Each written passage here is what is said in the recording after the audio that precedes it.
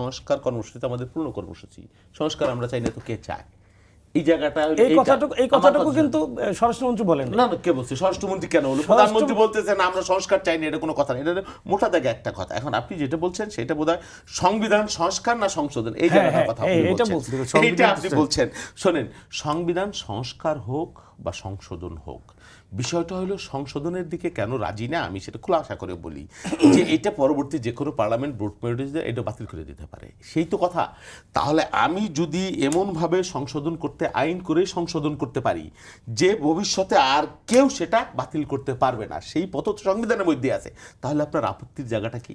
কি কারণে আপনি আপত্তি করছেন? সংস্কারের আপত্তিটা কেন আপনাদের? আচ্ছা, সংস্কার সংশোধনে যদি আমাদের আপত্তি আমার কথা শুনেন, সংস্কারের আপত্তিটা কেন করছেন আপনারা? বাস আচ্ছা, আপনি সংশোধন না বলে সংস্কার কেন বলছেন?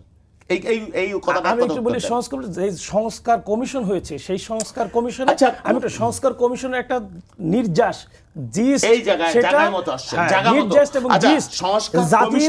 জাতির কাছে উপস্থাপিত হয়ে সেটা বাস্তবে রূপান্তরিত থেকে আসলো। এই জায়গায় একমত হয়েছে।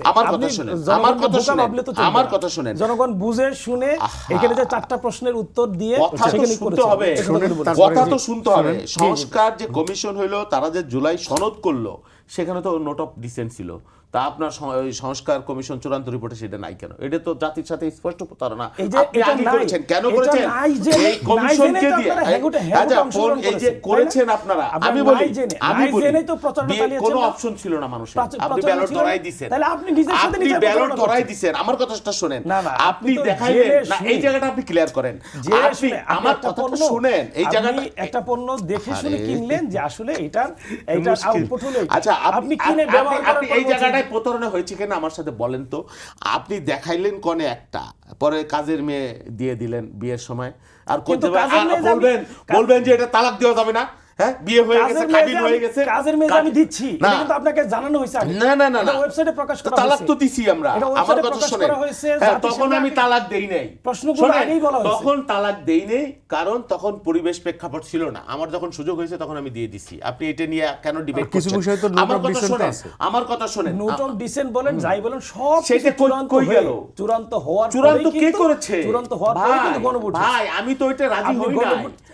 আমি তো চূড়ান্ত হওয়ার পরে আপনি যে আদেশ দিয়েছেন, গোল যেটা হইছে, এটাকে আপনি মানবেন না, পুরো খেলা আপনি মানবেন, এটা হইলো না? আমি মানবো, আমরা সমস্ত রাজনৈতিক দল বসে যে চার্টারে সই করেছি, জাতির সামনে ওইটা মানবো। গুপচি আদেশ মানবো না। এই চার্টার গুপচি আদেশ মানবো না। চার্টারকে সামনে রেখে কিন্তু গণভোট হয়েছে। ভাই, আপনি যে গণভোটের আদেশ দিয়েছেন সেটা একটা অন্ধকারের আদেশ। প্রেসিডেন্টকে আপনি মানেন না, প্রেসিডেন্টের ভাষণ মানেন না, মানে মাংস খাবেন না, মাংস ঝোল খাইতেছেন, প্রেসিডেন্টের আলোচনা করতেছেন, প্রেসিডেন্টের আদেশ এখন মানতেছেন, আবার প্রেসিডেন্টকে মানতেছেন না। আপনারা প্রেসিডেন্টকে মানতেছেন না। আমরা প্রেসিডেন্ট যে অধ্যাদেশ দিয়েছে, সেটা বিআইডি অধ্যাদেশ সংবিধান এলাও করে না, স্পষ্ট এলাও করে না।